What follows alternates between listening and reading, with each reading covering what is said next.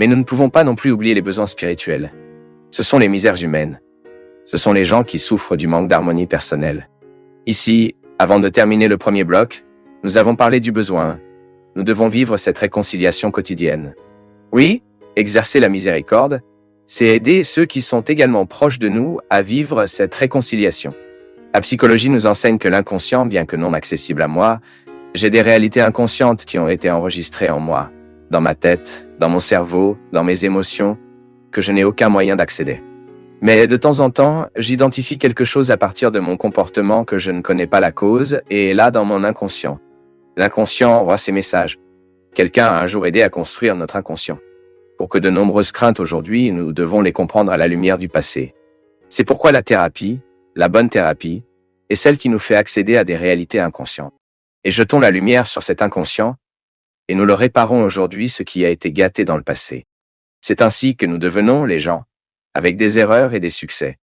Ce sont des réalités qui nous sont favorables, et d'autres qui ne sont pas si favorables. Parce que nous avons tous une âme philosophique, mais parfois nous passons toute notre vie sans susciter cette âme philosophique.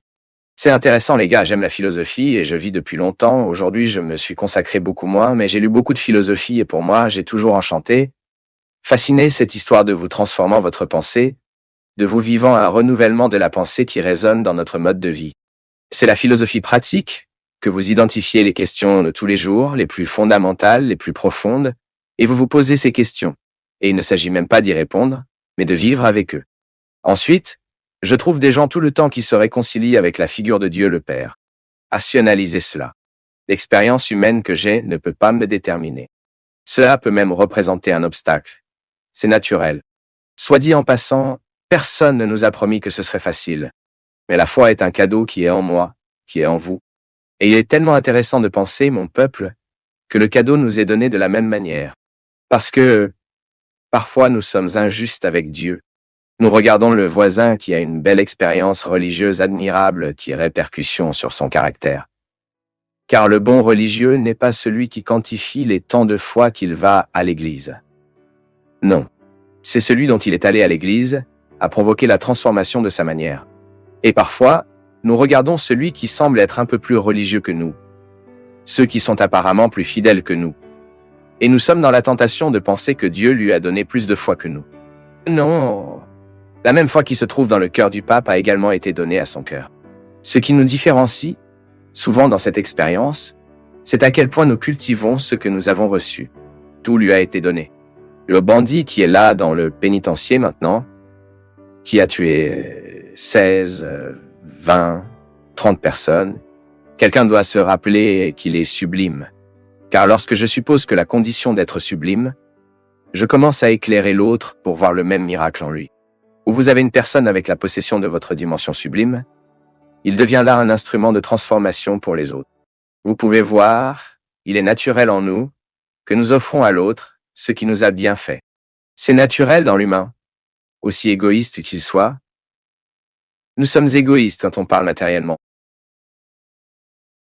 Nous avons peur de perdre. Mais quand c'est un bon, nous écoutons cette prêche. Écoutons cette chanson, pourquoi?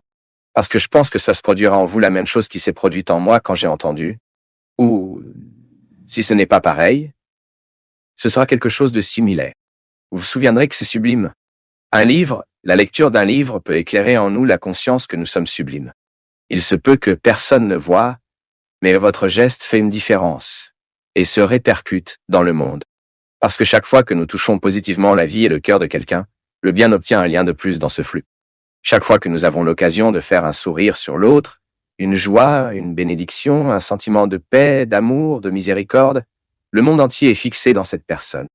Oui, de temps en temps, nous tombons sur des gens qui se souviennent que nous sommes sublimes. Ce n'est pas que vous n'êtes plus parce que quelqu'un ne vous parle pas, c'est parce que vous oubliez vraiment. Le monde nous tire trop. La balle a une terrible force sur nous. Il fait contraire à un processus d'enchantement. Il nous désenchante et il ne nous permet pas de le quitter. Les forces du monde sont cruelles lorsqu'il s'agit de sédimenter les gens dans leur misère. Et c'est pourquoi il est si difficile d'aller à cette personne qui a été installée dans ses misères. Parfois, la sédimentation qui est faite par un mariage malheureux, une personne qui prend une vie avec une autre sans être aimée, sans amour, que malheureuses relations sédimentent cette personne dans ce contexte de destruction, Il oublie qu'il est sublime. Nous comprenons donc que Dieu le Père est l'amour. Quand je fais une expérience positive de mon Père, et si je n'avais pas ce Père aimant dans ma vie, je fais une transposition. Je comprends de cela. Donc je rationalise. Certes, le Père Fabio a raison. Souvent, mes difficultés avec Dieu ne sont pas avec Dieu, elles sont avec mon Père. Et comme j'appelle Dieu de Père, je transfère automatiquement les difficultés que j'ai mon Père à Dieu. C'est une thérapie, non? En prendre conscience est thérapeutique car cela vous libère. Jésus a déjà dit cela. Vous saurez la vérité et la vérité sera libre. Je veux vous parler vous-même. Seul. Comme si vous étiez avec moi. Seulement nous deux ici. Combien de fois vous êtes-vous interprété bien pire que vous? Combien de fois avez-vous changé ce que Dieu sait de vous pour ce que les autres pensent? Combien de fois avez-vous ignoré votre combat, votre bataille? Pourquoi avez-vous trouvé le résultat de l'autre mieux que le vôtre? Combien de fois vous avez-vous été injuste, car vous avez considéré ce que vous n'aviez pas et oublié tout ce qui était à votre disposition? Combien de fois avez-vous abandonné? Combien de fois n'êtes-vous pas resté avant la fin? Combien de fois avez-vous franchi la ligne d'arrivée au dernier endroit et personne n'était là pour vous attendre? Combien de fois avez-vous été célébré? Combien de fois n'avez-vous pas fait de joie parce que vous venez de mourir? Avec vous ici aujourd'hui, le jour de tous les saints, je veux en parler, parce que cette certitude se produit quotidiennement. Dans mon travail, dans ma vie, avec de meilleures personnes que moi, mes faiblesses seraient déguisées. Au fil du temps, je n'ai pas trouvé. Je n'ai pas essayé de masquer mes faiblesses. Je dois juste m'occuper d'eux. Et je veux être avec ceux qui veulent la même chose. Je ne veux pas des gens parfaits parce qu'ils n'existent pas. Je veux les vraies personnes. Et je veux être avec eux, parce qu'étant avec eux, je me sens plus vrai. C'est pourquoi je veux être avec toi. Et je veux que tu croyais de la même manière que je pourrais croire. Si le processus religieux le jetait, si à un moment donné de votre vie une autorité religieuse, un discours religieux a placé une opposition entre vous et Dieu, osez supprimer cet obstacle. La vie de la sainteté est pour vous, oui. Et la vie de la sainteté est une culture quotidienne. C'est une lutte constante de ne jamais permettre au pire de l'emporter. Que les détails de votre personnalité, qui ne sont pas très éclairés, qui ne sont pas beaux, qu'ils perdent progressivement la force que vous apportez le mieux avec vous. Puissiez-vous ne pas vous sentir exclu, que vous ne vous sentez pas, que votre courage est infiniment supérieur à ceux qui vous découragent. Les bénis sont le pur du cœur, car seuls ils verront Dieu. Je suis un chef religieux et je peux dire que la pureté du cœur n'est pas un privilège de religieuse. Au contraire, parfois c'est l'endroit où nous trouvons le moins la pureté du cœur des mêmes religieux. Alors n'ayez pas peur. Ne vous sentez pas exclu. Connaissez-vous ces balades chics que nous aimerions avoir le nom là-bas pour que nous puissions entrer? Donc c'est dans la liste du royaume des cieux, votre nom est trônant. Personne ne se retirera. Dans la liste qui nous donne accès à Dieu, votre nom est définitivement enregistré. Et si quelqu'un sur le concierge d'art dit que vous n'étiez pas invité, ne le croyez pas. Il n'y a rien que vous ayez fait ou que vous puissiez faire. Cela modifie la décision de Dieu d'être en vous, de vous prospérer, pour vous, à travers vous. C'est avec vous que je voulais parler, vous qui avez du mal à croire que Dieu vous aime pour ce que vous avez fait, pour ce que vous avez cessé de faire. Et ma foi me fait réfléchir tout le temps. Delia Prado a raison. Quand, dans un poème où elle essaie de faire une description de Dieu, elle dit que Dieu a la peau forte de lui souriant. Et ainsi, que Dieu vous aide dans vos difficultés, que Dieu vous renforce dans vos batailles, que Dieu vous accorde la grâce de ne jamais être arrêté, que vous vous mettez au défi d'entendre la voix qui dans le cœur, que lorsque vous n'êtes pas sous les obstacles de ceux qui crient autour de nous, vous nous garantissez, nous donne la certitude que notre place sur la liste se poursuit. Le banquet est placé et vous serez à jamais invité. Arrivez quand vous le souhaitez, venez quand vous le souhaitez. C'est Dieu de vous dire qu'aujourd'hui la sainteté est la nôtre et que nous sommes invités à vivre l'engagement quotidien afin que notre sainteté s'épanouisse de la manière la plus belle et la plus simple. Afin que notre sainteté soit obligée d'être avec moi. Mais nous ne pouvons pas non plus oublier les besoins spirituels. Ce sont les misères humaines. Ce sont les gens qui souffrent du manque d'harmonie personnelle. Ici, avant de terminer le premier bloc, nous avons parlé du besoin. Nous devons vivre cette réconciliation quotidienne. Oui, exercer la miséricorde, c'est aider ceux qui sont également proches de nous à vivre cette réconciliation. La psychologie nous enseigne que l'inconscient, bien que non accessible à moi, j'ai des réalités inconscientes qui ont été enregistrées en moi, dans ma tête, dans mon cerveau, dans mes émotions, que je n'ai aucun moyen d'accéder. Mais de temps en temps, j'identifie quelque chose à partir de mon comportement que je ne connais pas la cause, et est là dans mon inconscient. L'inconscient envoie ses messages. Quelqu'un a un jour aidé à construire notre inconscient. Pour que de nombreuses craintes aujourd'hui, nous devons les comprendre à la lumière du passé. C'est pourquoi la thérapie, la bonne thérapie, est celle qui nous fait accéder à des réalités inconscientes. Et jetons la lumière sur cet inconscient, et nous le réparons aujourd'hui ce qui a été gâté dans le passé. C'est ainsi que nous devenons les gens avec des erreurs et des succès. Ce sont des réalités qui nous sont favorables, et d'autres qui ne sont pas si favorables. Parce que nous avons tous une âme philosophique, mais parfois nous passons toute notre vie sans susciter cette âme philosophique. C'est intéressant les gars.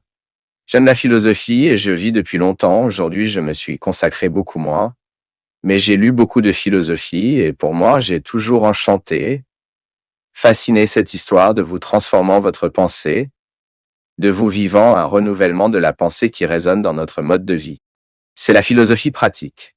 Que vous identifiez les questions de tous les jours, les plus fondamentales, les plus profondes, et vous vous posez ces questions et il ne s'agit même pas d'y répondre, mais de vivre avec eux. Ensuite, je trouve des gens tout le temps qui se réconcilient avec la figure de Dieu le Père. Rationalisez cela. L'expérience humaine que je ne peux pas me déterminer.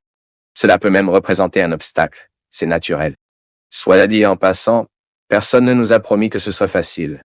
Mais la foi est un cadeau qui est en moi, qui est en vous. Et il est tellement intéressant de penser, mon peuple, que le cadeau nous est donné de la même manière. Parce que parfois nous sommes injustes avec Dieu. Nous regardons le voisin qui a une belle expérience religieuse admirable, qui a répercussion sur son caractère. Car le bon religieux n'est pas celui qui quantifie les temps de fois qu'il va à l'église. Non. C'est celui dont il est allé à l'église à provoquer la transformation de sa manière. Et parfois nous regardons celui qui semble être un peu plus religieux que nous. Ceux qui sont apparemment plus fidèles que nous. Et nous sommes dans la tentation de penser que Dieu lui a donné plus de foi que nous. Non! La même foi qui se trouve dans le cœur du pape a également été donnée à son cœur. Ce qui nous différencie, souvent dans cette expérience, c'est à quel point nous cultivons ce que nous avons reçu. Tout lui a été donné. Le bandit qui est là dans le pénitencier maintenant, qui a tué 16, 20, 30 personnes, il est toujours sublime, mais il est installé dans la balle du monde. Quelqu'un doit se rappeler qu'il est sublime, car lorsque je suppose que la condition d'être sublime, je commence à éclairer l'autre pour voir le même miracle en lui. Où vous avez une personne avec la possession de votre dimension sublime, il devient là un instrument de transformation pour les autres. Vous pouvez voir, il est naturel en nous que nous offrons à l'autre ce qui nous a bien fait. C'est naturel dans l'humain, aussi égoïste qu'il soit. Nous sommes égoïstes quand on parle matériellement. Nous avons peur de perdre. Mais quand c'est un bon, nous écoutons cette prêche. Écoutons cette chanson, pourquoi? Parce que je pense que cela se produira en vous la même chose qui s'est produite en moi quand j'ai entendu. Ou si ce n'est pas pareil, ce sera quelque chose de similaire. Vous vous souviendrez que c'est sublime. Un livre, la lecture d'un livre peut éclairer en nous la conscience que nous sommes sublimes. Il se peut que personne ne voie, mais votre geste fait une différence et se répercute dans le monde. Parce que chaque fois que nous touchons positivement la vie et le cœur de quelqu'un, le bien obtient un lien de plus dans ce flux. Chaque fois que nous avons l'occasion de faire un sourire sur l'autre, une joie, une bénédiction, un sentiment de paix, d'amour, de miséricorde, le monde entier est fixé dans cette personne. Oui, de temps en temps, nous tombons sur des gens qui se souviennent que nous sommes sublimes. Ce n'est pas que vous n'êtes plus parce que quelqu'un ne vous parle pas, c'est parce que vous oubliez vraiment. Le monde nous tire trop. La balle a une terrible force sur nous. Il fait contraire à un processus d'enchantement. Il nous désenchante et il ne nous permet pas de le quitter. Les forces du monde sont cruelles lorsqu'il s'agit de sédimenter les gens dans leur misère. Et c'est pourquoi il est si difficile d'aller à cette personne qui a été installée dans ses misères. Parfois la sédimentation qui est faite par un mariage malheureux, une personne qui prend une vie avec une autre sans être aimée, sans amour, que malheureux relation sédimente cette personne dans ce contexte de destruction. Il oublie qu'il est sublime. Nous comprenons donc que Dieu le Père est l'amour, quand je fais une expérience positive de mon Père, qui est l'amour. Et si je n'avais pas ce Père aimant dans ma vie, je fais une transposition. Certes, le Père Fabio a raison. Souvent, mes difficultés avec Dieu ne sont pas avec Dieu, elles sont avec mon Père. Et comme j'appelle Dieu de Père, je transfère automatiquement les difficultés que j'ai mon Père à Dieu. C'est une thérapie, non? En prendre conscience est thérapeutique, car cela vous libère. Jésus a déjà dit cela. Vous saurez la vérité et la vérité sera libre. Je veux vous parler vous-même, seul. Comme si vous étiez avec moi. Seulement nous deux ici. Et je pourrais vous écouter combien de fois vous doutiez de vous. Combien de fois vous êtes-vous interprété bien pire que vous? Combien de fois avez-vous changé ce que Dieu sait de vous pour ce que les autres pensent? Combien de fois avez-vous ignoré votre combat, votre bataille? Pourquoi avez-vous trouvé le résultat de l'autre mieux que le vôtre? Combien de fois vous avez-vous été injuste car vous avez considéré ce que vous n'aviez pas et oublié tout ce qui était à votre disposition? Combien de fois avez-vous abandonné? Combien de fois n'êtes-vous pas resté avant la fin? Combien de fois avez-vous franchi la ligne d'arrivée au dernier endroit et personne n'était là pour vous attendre? Combien de fois avez-vous été célébré?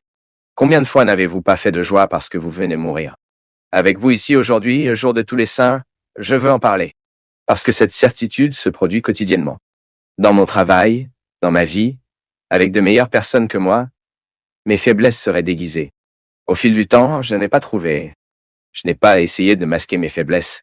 Je dois juste m'occuper d'eux. Et je veux être avec ceux qui veulent la même chose. Je ne veux pas des gens parfaits parce qu'ils n'existent pas. Je veux les vraies personnes. Et je veux être avec eux, parce qu'étant avec eux, je me sens plus vrai. C'est pourquoi je veux être avec toi. Et je veux que tu croyais de la même manière que je pourrais croire.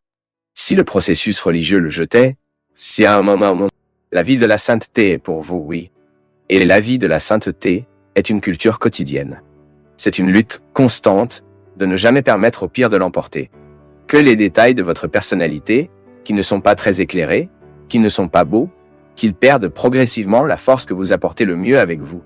Puissiez-vous ne pas vous sentir exclu, que vous ne vous sentez pas, que votre courage est infiniment supérieur à ceux qui vous découragent.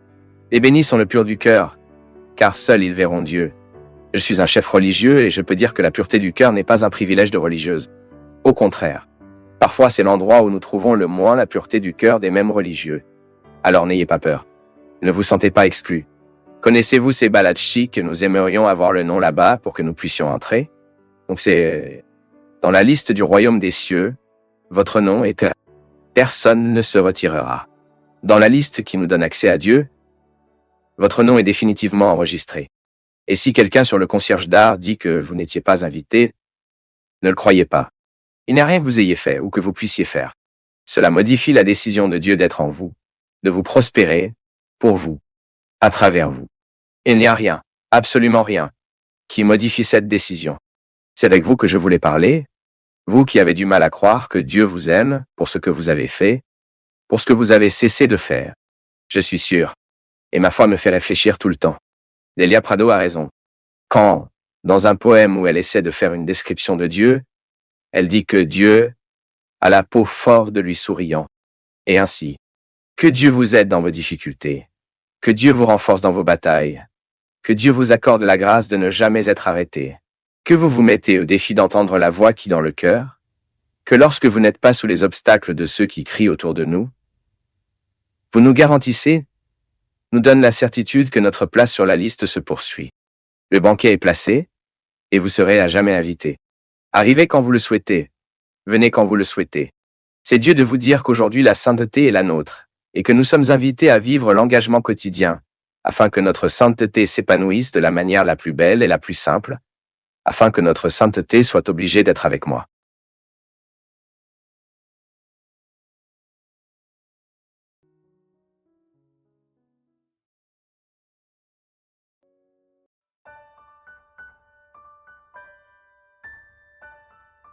Atteindre ma vérité.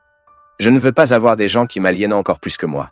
Je veux avoir des gens à mes côtés qui font de moi le courage de me regarder et le plus honteux. Je dois avoir des gens qui m'aident à me réconcilier avec mes échecs, à avoir une vie plus saine avec ces âges de vie qui m'empêchent si souvent de vivre le pardon, de vivre la réconciliation et de trouver la nouvelle version que je peux avoir de moi. L'expérience du pardon est très difficile pour cela. Il n'est possible que de pardonner en cas d'autorité de connaissance. Simplifiez cela. Vous avez un mal contre une personne. Parfois, cette blessure a été causée par une période difficile que vous viviez avec cette personne. Et vous étiez tellement en otage pour vous-même que vous n'êtes pas en mesure de réaliser que cette personne n'avait aucune intention. Ou si elle était apparemment malveillante, elle n'était pas intelligente de sa part pour garder cette infraction, garder cette rancune. Parce que vous étiez à ce moment gardant cette blessure en choisissant la pire partie de la vie. Que vous pourriez bien dire, je ne pardonne pas parce que j'ai des raisons de ne pas pardonner. C'est une façon irrationnelle de comprendre l'infraction. C'est une façon pour vous de continuer à donner l'autorité à celui qui vous a offensé. Parce que même si vous ne pardonnez pas, ce que vous faites est de donner l'autorité à ceux qui vous ont offensé. toujours caressant, continue de faire mal. Pardon, il y a le pouvoir de se libérer de ça. Ne signifie pas que vous reprenez l'amitié avec cette personne, ne signifie pas que vous cela ouvrira un nouvel espace dans votre vie pour elle. Il n'y a pas de situation qui montre exactement les gens qui doivent être avec vous et ceux qui ne devraient pas être avec vous, mais ceux qui ne devraient pas être avec vous, mais ceux qui ne devraient pas être avec vous, mais le fait est que même ceux qui ne devraient pas être avec vous, mais le fait est que même ceux qui ne devraient pas être avec vous, vous devez avoir l'autorité à ce sujet. Et la meilleure façon d'avoir l'autorité sur le fait de pardonner, de dire, regardez, nous n'avons à continuer, mais je baissais de pardonnant, de dire, si je me retrouve avec vous, je vous traiterai très bien. Je ne voudrais pas votre mal. Je ferai tout ce que vous n'allez pas à la liste de ces personnes. J'ai une mauvaise habitude de dire, je vais vous mettre en moi d'une manière pour m'apprendre. Écoutez, cette personne était si cruelle pour moi, mais j'ai appris d'elle. C'est indulgent. C'est parce que parfois nous ne sommes pas très conscients de cela, et parfois nous devons payer des thérapeutes pour que nous apprenions ces règles. Ce que vous voyez de moi aujourd'hui, c'est juste que celui qui obéit à un autre ou bien d'autres que j'ai été, et que je ne suis pas résolu en moi. Chaque fois que je pense au pardon, chaque fois que je parle de ma capacité ou de mon incapacité à pardonner, je parle de près d'abord. La capacité que je dois réconcilier avec moi. Parce que si je ne réconcilie pas avec moi, si vous ne réconciliez pas avec vous, nous ne pourrons guère réconcilier avec les autres. Pardonner, c'est se réconcilier. J'ai besoin de me pardonner Fabio, qui n'a pas réalisé beaucoup de choses. Tu dois te pardonner la femme, l'homme, qui était si souvent incapable de réaliser ce qui a été demandé. Pardonner, c'est que vous vivez réconcilié avec vous. Et le premier cas de tout pardon. En fait, l'instance de toute la réalité humaine provient de chacun de nous. Ce n'est pas une pensée égocentrique. Ce n'est pas une forme irresponsable de comprendre la réalité. Non. Chaque fois que vous voulez comprendre le monde, vous comprenez. Chaque fois que vous avez le désir de regarder une réalité particulière, voyez. Et, nous devons faire la même scène quotidiennement. Mettez la table ou le lit là où vous vous sentez plus à l'aise. Les phases de la vie. La connaissance de soi et cela, c'est vous d'avoir l'occasion de savoir qui vous étiez enfant. Quelles étaient vos peurs? Quels ont été les premiers moments difficiles de votre histoire? Qui était de ton côté? Qu'avez-vous entendu ces gens? Qu'est-ce qui vous a traumatisé à ce moment-là? Qu'est-ce que vous avez libéré à ce moment-là? Tout ce à quoi nous sommes allés, nous devons être conscients. Parce que parfois nous voulons pardonner aujourd'hui, mais nous n'avons pas le pouvoir de pardonner. Et vous comprendrez cela. L'autorité ne nous vient que par la connaissance. Je ne peux que pardonner quelques phases en moi et me débarrasser des poids qu'il m'impose ces jours-ci. Si je peux le savoir. La psychologie nous apprend cela. Qu'est-ce que le traumatisme? C'est une réalité qui ne correspond pas en nous. Le traumatisme est tous les événements que notre émotion ou notre capacité émotionnelle n'est pas en mesure de résoudre à ce moment-là. Bien sûr, dans l'enfance, je dis, parce que nous n'avons pas les filtres de maturité, les filtres de l'intelligence, le discernement, le bon sens. Nous sommes beaucoup plus facilement traumatisés qu'à l'âge adulte. Aujourd'hui, lorsque vous subissez une perte, lorsque vous souffrez d'une infraction, d'une trahison, vous avez des ressources émotionnelles qui vous aident à en sortir. Vous avez des amis qui viennent, vous dites, vous vous invitez à partir. Vous avez les ressources de votre profession. Vous prenez quelque chose à faire, vous occuperez votre esprit, essaiera de reconstruire le fait en vous et vous suivez. Je sais que la formule n'est pas magique. Et si c'était le cas, nous ne la croirons pas. Je n'ai jamais cru aux formules magiques. Mais cette formule est efficace. Si vous choisissez de pardonner, aussi difficile que cela puisse être, si vous choisissez de vous déchirer, votre esprit, des sentiments nocifs et endommagés qui génèrent si souvent votre conduite, votre façon de penser, de parler et de ressentir, vous atteindrez cette nouvelle version de vous-même beaucoup plus facilement. C'est ce que je souhaite, du fond du cœur, que vous restez sans précédent pour vous-même. Pour vous-même, à la recherche de votre vie quotidienne. Les réalités qui doivent encore être pardonnées. Les gens qui doivent encore être réinterprétés pour que tout cela soit arrêté d'être un obstacle dans votre accomplissement personnel. J'ai un profond respect pour la condition humaine. Il a toujours été très excitant d'avoir l'occasion d'atteindre le cœur d'une personne. Bien sûr, tout ce que nous voyons de l'extérieur n'est qu'une partie, c'est juste un détail de toute cette personne. Lorsque nous sommes confrontés à une personne, nous n'avons aucune idée de ce qui faisait partie de son histoire.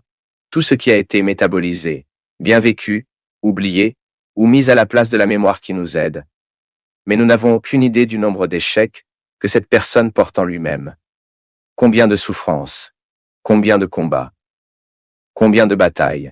Je n'ai jamais eu la compréhension du destin dans ma vie ou dans la vie de ceux qui me dépassent. J'aime toujours comprendre comme un processus de liberté qui m'apparaît parfois plus facilement. Mais je suis libre de choisir. Choisis ce qui me fait mal, choisis ce qui me rend bon. Et le sort que nous construisons comme ça. Adriana. Nous n'avons aucun contrôle de tout. Mais nous savons que plus nous sommes conscients, plus notre intuition est ouverte. Et c'est un fruit de la spiritualité. Vous avez son intuition. Plus il y a de là, lorsque vous êtes en fait où vous êtes. Vous avez la perception des gens, vous pouvez savoir si cette personne est bonne ou non, que ce soit bon pour vous ou non. Cet état d'avertissement est donc la première étape pour que nos choix soient plus favorables. Je pense donc que vivre est toujours un choix. Je n'ai aucun contrôle de ce que j'ai choisi, mais je fais tout pour bien choisir. Car je sais que lorsque je choisis bien, le retour de celui-ci est plus favorable. Plus nous nous comprendrons, plus nous devenons libres. Même pour arriver à la conclusion que prendre ce poids n'est pas intelligent. Pourquoi parfois c'est difficile pour vous de convaincre une personne de jeter la rancune? Parce que la personne qui a besoin de décider n'est pas encore l'adulte d'aujourd'hui que nous pouvons voir. Qui a besoin d'être convaincu est la fille qui a été blessée un jour, qui a été abandonnée, qui a été trahie. Oui, ce sont les phases de nos vies que nous devons plonger dans les eaux du pardon. Parfois, je me retrouve avec des gens avec qui je parlais à ma vie et ils essaient de se souvenir de ce qui s'est passé. J'ai, Dieu merci, un court souvenir pour ce qui n'était pas bon. Comment était-ce? Pourquoi nous sommes-nous battus? Quelle était la raison? Vous ne lisez plus. Signe de maturité.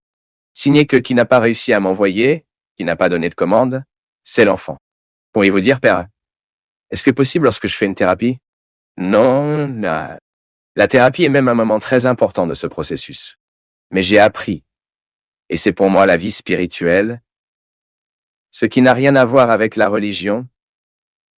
La vie spirituelle n'est pas un privilège de religieux. La vie spirituelle est tout ce qui m'inspire. Tout ce qui souffle en moi. Ce qui me tient debout. Et la recherche humaine, la recherche de lui-même, est le plus bel exercice de la vie spirituelle que nous pouvons faire. Chaque fois que j'essaie de me connaître, chaque fois que j'essaie d'étudier moi-même, que je passe ces phases de vie à essayer de comprendre, comment puis-je le faire? Parler à ma mère, parler à mon père, avec mes frères aînés, avec qui il m'a vu à un moment où je n'ai pas encore pu me voir. Lorsque le processus est très inconscient, on ne sait parfois pas qui le font. Parfois cette difficulté que nous pouvons identifier aujourd'hui, comme je l'ai dit au début, je vous regarde et je vois la femme que vous êtes devenue. Mais je ne sais pas qui vous commande. Quand j'ai une partie de moi qui n'a pas été correctement guérie par le pardon, quand je n'ai pas concilié avec cela, je devais être très apprivoisé. Et parfois, c'est une forme qui est déjà devenue consciente. Ensuite, la personne sait qu'elle se sent de cette façon. Et il a pensé que c'est confortable de cette façon. Car de cette façon, il peut attirer l'attention des gens. Cela nécessite une perte, non? Cela nécessite de savoir comment perdre. Donc, d'accord, je vais abandonner cette pauvre chose que je suis. Ce garçon qui pleure tout le temps en demandant l'attention, par conséquent. J'obtiens plus dans le besoin d'agir pour prendre des décisions. Cette semaine, Adriana, je parlais de ce n'est pas grand-chose à faire, mais j'apporterai parce que c'est un moyen d'expliquer combien de fois nous sommes commandés par l'enfant que nous sommes. Je dis que j'ai un profond amour pour l'architecture. J'adore une belle maison. J'aime une belle église. Un beau théâtre. Mais j'ai commencé à noter que lorsque nous, adultes, nous nous sommes assis avec les architectes pour faire un projet de notre maison, qui s'assoient avec eux, et généralement les enfants nécessiteux qui ont encore besoin de nombreux mètres carrés pour se sentir bien dans la vie, et ils nagent dans le bras. Car alors ils construisent d'énormes maisons qui nous donneront un entretien terrible et nous utiliserons quelques mètres carrés de cet environnement. Mais en fait, la très grande maison, la maison avec des portes énormes, avec des pièces énormes, qui peuvent abriter 70 familles à l'intérieur, est un petit fruit de la décision de l'enfant immature en nous. Parce que si j'étais, bien sûr, je serais peut-être libre et que je veux une grande maison, mais ce n'est pas l'enfant dans le besoin, qui n'a jamais rien eu et maintenant, qui a besoin de montrer aux autres qu'elle est puissante, qu'elle a augmenté dans la vie, qu'elle a surmonté la pauvreté. Non, c'est ce que je dis, un travail que nous devons faire avec beaucoup, et je me fais cela tout le temps. Et beaucoup de gens qui viennent vers moi pour une direction spirituelle, c'est tout. Ayez le courage de reconnaître en vous ce qu'il est confortable à garder. Il y a des gens, je pense que ceux qui nous regardent savent très bien de quoi nous parlons. Il a découvert l'état de victime comme un endroit confortable, car c'est de cet état de victime qu'elle attire l'attention des gens. Mais ce n'est pas vivant. C'est semi-vie. Vivre, c'est en être libre.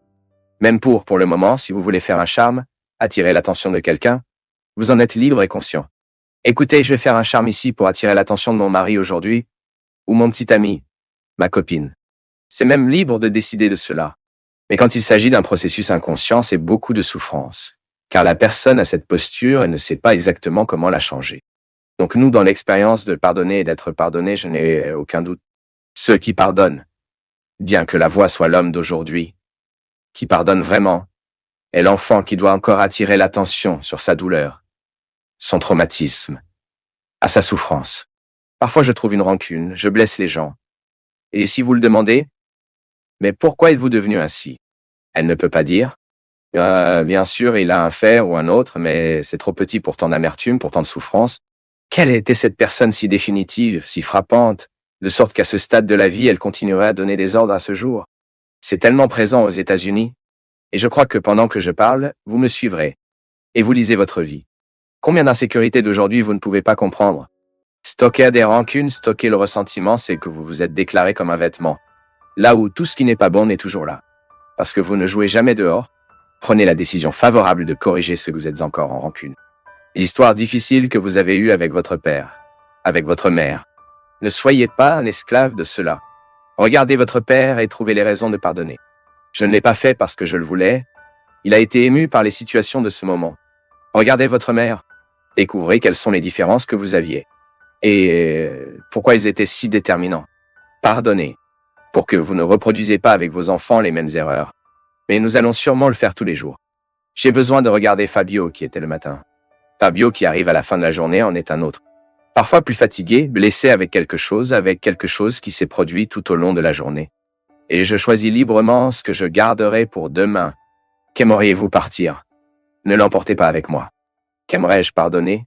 De quoi voudrais-je me passer? Il y a un coup à faire quotidiennement. Et malheureusement, parce que nous ne faisons pas ces tubes quotidiens, nous tombons malades à cause de notre manque de pardon. Nous sommes tombés malades parce que nous n'avons pas pu renoncer à ce qu'ils nous ont donné, qui nous a blessés. Comme je l'ai dit, j'ai besoin de me particuler. Si je veux arriver à une meilleure version de moi, j'ai besoin de regarder aujourd'hui ce que j'ai vécu, ce dont j'ai besoin pour pardonner ce que je vivais, les gens que je blesse, les gens qui me blessent, vivre une réconciliation avec ces gens pour que demain, quand la journée me reçoit, je suis un peu plus léger qu'elle ne l'était aujourd'hui. Ce n'est pas en otage à cet enfant, qui a été très blessé dans le passé, et qui a maintenant du mal à gérer ce qui l'offense. Parce qu'un signe de notre immaturité, signe que nous sommes encore sous des âges anciens, est précisément que nous avons l'illusion que nous ne pouvons jamais être blessés par les autres. Non, nous serons blessés, nous serons trahis, nous serons lésés. Oui, cela fait partie de la vie. Malheureusement, tout le monde ne vibre pas dans une fréquence d'amour, de gentillesse, de respect pour les autres, de solidarité. Mais ma maturité me tiendra debout. Je ne garderai pas cet esprit de victime qui me semble mal par moi. J'ai été trahi une fois de plus parce que parfois ceux qui adoptent cette attitude maintenant, bien que ce soit une manifestation de l'homme qui est celui qui donne l'ordre à dire une victime pour ressembler à un visage de chien pauvre qui est tombé du changement, et que l'enfant qui n'a pas encore été pardonné en moi aussi, cette psychologie nous dit tout que nous ne guérissons pas en nous. C'est très cruel, car nous manquons l'occasion heureuse de rendre nos vies intéressantes. Oui, je n'ai jamais, dans ma vaste expérience, dans les nombreuses réunions que la vie m'a déjà fourni le prêt, je n'ai jamais trouvé une personne heureuse parce qu'ils ont choisi d'être grincheux, blessés, ennemis du pardon. Au contraire, les gens les plus heureux que j'ai trouvés dans ma vie sont ceux qui sont réconciliés avec eux. Ce sont ceux qui ont fait la paix avec les phases de la vie qui étaient difficiles. Ce sont ceux qui ont décidé de se réconcilier avec leur famille, avec ceux qui les ont fait souffrir, avec ceux qui les ont trahis, avec ceux qui les ont trompés, parce qu'ils ont compris que la façon la plus intelligente de vivre est de plantation et de semis de gratitude. La gratitude ne s'épanouira jamais dans un cœur qui déteste. La gratitude ne peut jamais grandir dans une conscience. Un esprit occupé par la haine et le ressentiment. Lorsque vous vous débarrassez des poids de cet enfant, vous êtes libre maintenant de regarder dans les yeux de celui qui vous a offensé. Regardez le sourire sans cynisme. Il ne s'agit pas d'être cynique et de dire en paix, tout va bien, tu ne me dois rien, rien, pas de ressentiment, pas de mal, parce que je fais un point de faire cet exercice, il est d'intelligence, il est de liberté intérieure, il est l'expression de bon goût, n'est-ce pas? Alors que vous vous réconciliez avec cet enfant, et qu'elle cesse de vous donner les ordres pour vous être blessé, bouleversé, vous optez pour une posture plus mature et plus intelligente. Il n'est certainement pas intelligent de rester blessé. Il n'est certainement pas intelligent de garder des rancunes, des échecs, des déceptions. Si vous avez cette facilité de raconter en détail le fait désastreux ou la trahison qui vous est arrivée il y a 20 ans, cela peut être un signe que votre enfant inséré n'a pas encore été guéri parce que la tendance du pardon intelligent oublie précisément que nous avons une étrange habitude. Nous avons une étrange habitude de garder les sentiments en nous, du ressentiment. Qui vous sentez plusieurs fois les mêmes fait des blessures, des détenus, des échecs du ressentiment. Les échecs, c'est nos ressentiments. Dans ces opinions que nous sommes, parfois les nôtres les uns avec les autres sont si difficiles, parce que le traitement avec moi est toujours difficile, lire avec vous est toujours douloureux. Seule l'expérience de la connaissance de soi, l'expérience d'enquêter quotidiennement nous donne des conditions, des appareils, instrumentaux, afin que nous puissions établir cette relation de pardon avec la vie, avec le monde. Qui de nous se sentait encore extrêmement peu sûr de situations dont nous savons que nous sommes capables? Mais savoir que cela est capable ne suffit pas parce que l'insécurité ressort et qu'il a un pouvoir de tame sur nous. Tout cela parce qu'un jour il y avait une information qui nous a blessés, qui nous a fait du mal et était gardée comme si c'était une vérité. C'était en nous. Nous avons pris le monde. Les nouveaux âges de la vie sont venus, ont surpassé cela. À ce moment de l'enfance, lorsque de nombreux traumatismes ont été placés en nous. J'ai donné l'exemple de ce que nous nous avons dit, mais je peux aussi donner un exemple de la façon dont ils nous ont regardés. Comme ils se sont rendus compte, nous laissant absolument à l'ouverture de l'émotion sans abri d'affection, de l'amour. Parfois, votre incapacité à pardonner aujourd'hui est très liée à un traumatisme du passé que vous devez résoudre. Comment résolvons-nous le traumatisme du passé? Avec les ressources adultes d'aujourd'hui. À tel point que la thérapie est cela. C'est vous pour prendre par la main et parcourir la conversation. Je ne sais pas quelle méthode le psychothérapeute utilisera, mais le plus intéressant est la réminiscence, qui est cette capacité que nous devons voyager dans les faits, comme si nous collions les pièces d'un grand puzzle pour comprendre un tout. Ou si vous voulez une autre métaphore, la possibilité de rejoindre progressivement les pièces qui composent une mosaïque, la mosaïque que vous ne comprenez que lorsqu'elle semble de loin. Si vous vous rapprochez, vous ne verrez que la petite jonction des pièces. La mosaïque est beaucoup plus. Quand j'enquête, je rassemble ces pièces de mosaïque. Waouh, drôle! Cette peur que je ressens aujourd'hui dans cette viande adulte est un ordre que je reçois de l'enfant qui n'a pas encore été guéri. Et c'est intéressant parce que cela en nous, dans notre expérience de connaissance de soi, est fondamental pour la qualité de vie. Une personne est plus heureuse, plus épanouie. Je n'aime pas beaucoup le concept de bonheur.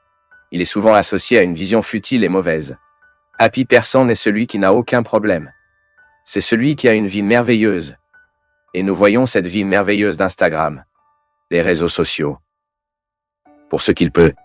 Non, oubliez ça.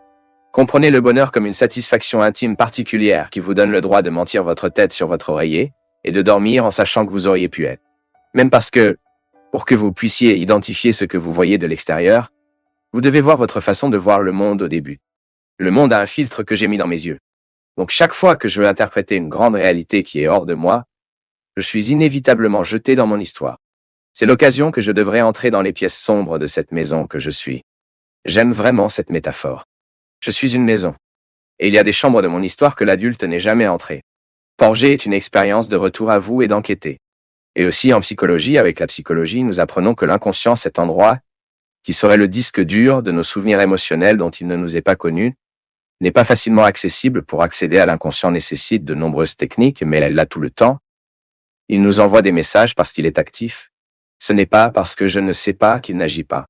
Non, il agit tout le temps. Et il détermine en quelque sorte les émotions d'aujourd'hui. Il se peut que moi, un garçon avec beaucoup de crainte, avec beaucoup de réalités que je n'ai pas pardonnées, je commande l'adulte que je suis aujourd'hui. Lorsque nous sommes des enfants, notre monde est très petit.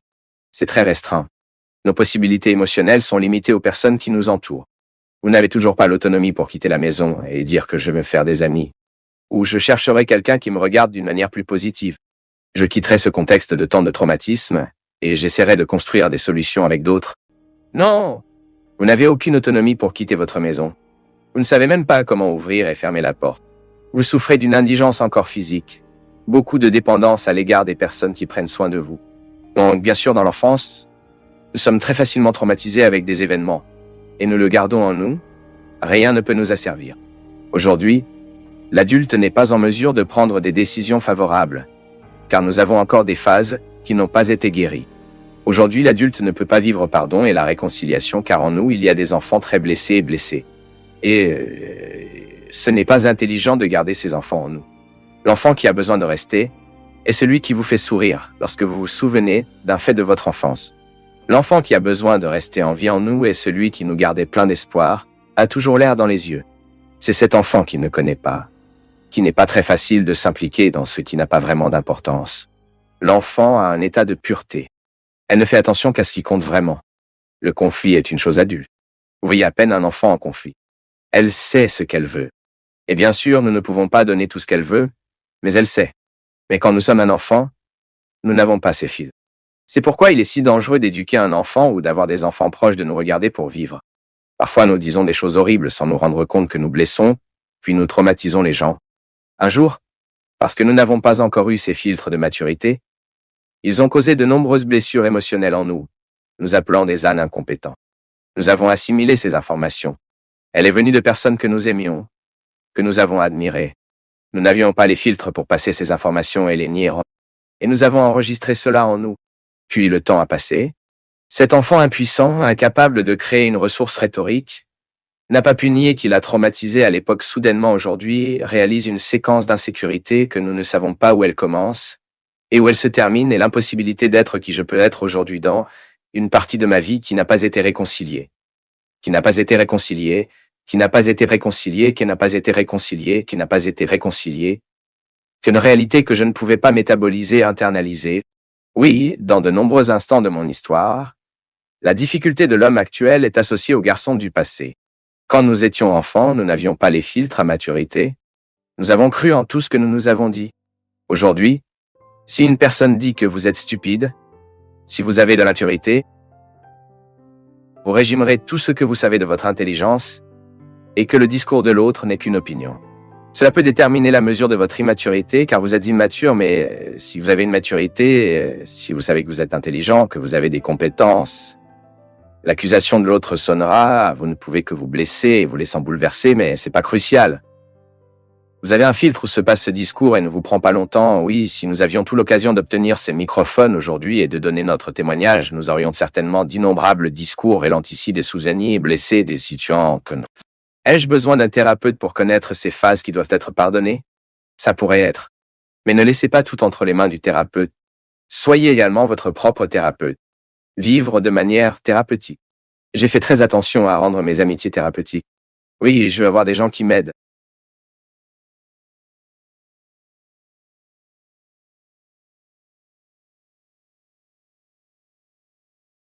Si tu es arrivé jusqu'ici, c'est que tu as fait preuve de concentration, de présence et d'intérêt. Cela te distingue déjà de beaucoup. Et si tu laissais un commentaire pour dire ce qui t'a le plus marqué, profites-en aussi pour regarder les liens dans la description. Il y a plus de contenu créé avec le même soin pour toi. Merci, une grande accolade et à bientôt.